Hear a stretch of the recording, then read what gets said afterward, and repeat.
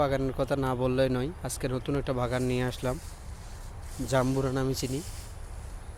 জাম্বুরা গাছ আমরা রোপণ করেছি দুই বছরের মতো হবে। সেম প্রসেসে আমরা লাগিয়েছি।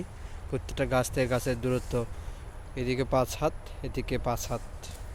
দেখুন, মাত্র দুইটি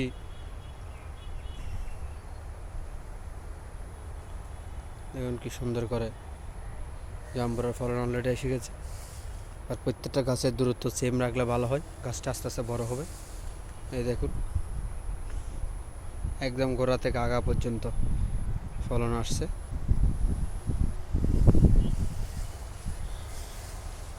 দেখুন, ছোট একটা গাছে ফলন আসা শুরু করছে। এই যে গাছ দেখুন, এটা তো সেম, একদম গোড়া থেকে ফলন আসে। জাম্বুরা অসম্ভব মানুষের পছন্দের একটি ফল, টক বা মিষ্টি সবাই খেতে পছন্দ করে। জাম্বুরা গাছের রোপণের পদ্ধতিও সেম।